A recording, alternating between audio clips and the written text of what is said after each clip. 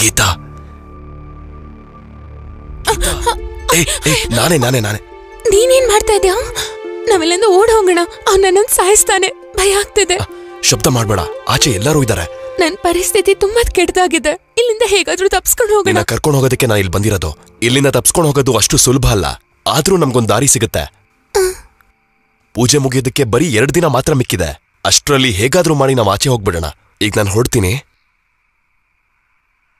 ನಾನೊಂದು ಶುದ್ಧ ಹೆಣ್ಣು ಆಗಿದ್ದಕ್ಕೆ ತಾನೇ ಈ ತರ ಎಲ್ಲ ಆಗ್ತಿರೋದು.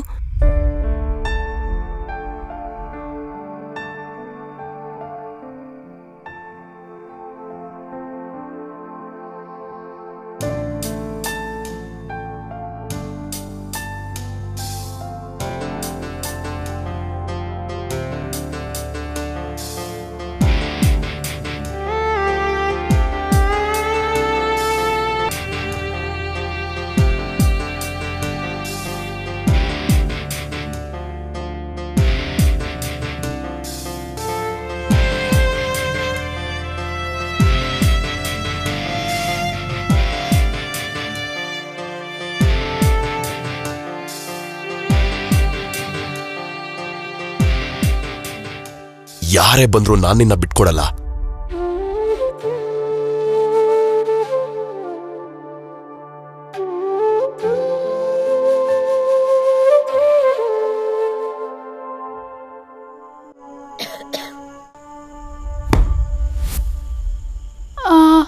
ಈ ಜೀನಿ ಎಲ್ಲೋದ? ಅವನ್ ಹಂಗೆ ಬುಕ್ ಮುಚ್ಚಿದ ತಕ್ಷಣ ಹೊರಟೋಗ್ತಾನೆ. ಅದು ಟ್ರೂ ಲವರ್ ಅಲ್ವಾ? ಮುಂದಿನ ಕತೆನೂ ಹಂಗೆ ಹೇಳ್ಬೋದಿತ್ತು.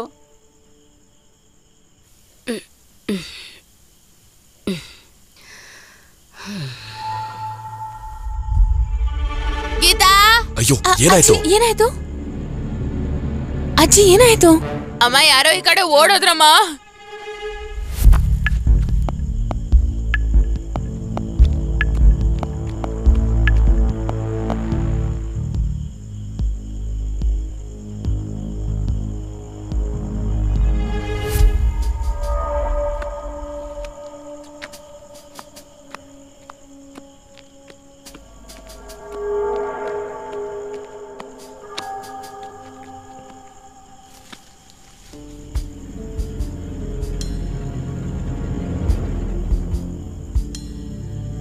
ಅಯ್ಯೋ ಯಾರ?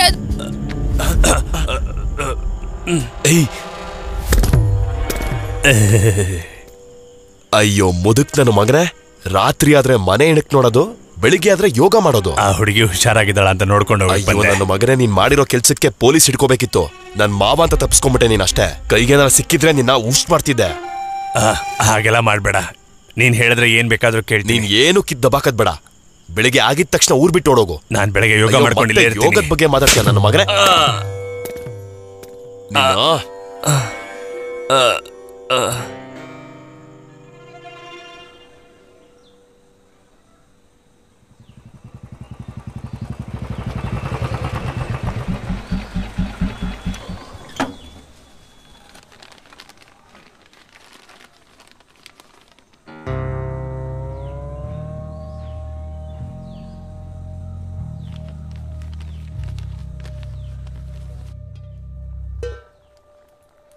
ಇಲ್ಲಿ ನೋಡು, ಡ್ರೆಸ್ ತಗೊಂಡು ಬಂದಿದ್ದೀನಿ.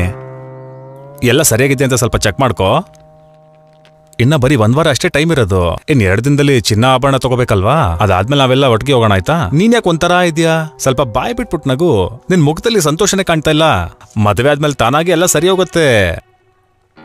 ಯಾರೋ ಏನೇನೋ ಹೇಳ್ತಾನೆ ಇರ್ತಾರೆ ಅನ್ಬಿಟ್ಟು ನಿನಗೆ ಮದುವೆನಲ್ಲಿ ಆಸಕ್ತಿನೇ ಇಲ್ವಲ್ಲ? ನಿನ್ ಮೇಲೆ ಗೊತ್ತಿರೋರು ಯಾರು ಶಾಡಿಗಳು ಹೇಳಲ್ಲ. ಬೇರೆಯವ್ರ ಮಾತುಗಳ ಮೇಲೆ ನೀನ್ ಯಾಕೆ ಇಷ್ಟ ತಲೆ ಕೆಡಿಸ್ಕೊಳ್ತೀಯಾ? ನಾನು ಎಣ್ಣೆ ಹೊಡಿತೀನಿ, ಗಾಂಜಾ ಹೊಡಿತೀನಿ, ಹುಡುಗರಿಂದ ಸುತ್ತೀನಿ ಅಂತ ಎಲ್ಲರೂ ಹೇಳೇ ಹೇಳ್ತಾರೆ. ನಾನ್ ಮಲಯಾಳಂದು ಕೆಟ್ಟ ಫಿಲಂ ನೋಡ್ತೀನಿ ಅಂತ ಕೂಡ ಹೇಳೇ ಹೇಳ್ತಾರೆ. ಛೇ, ಯಾರ ಮುಖಕ್ಕೂ ನಾನು ಬೀಳ್ದೋರಂಗೆ ಮಾಡ್ಬಿಟ್ರಲ್ಲ.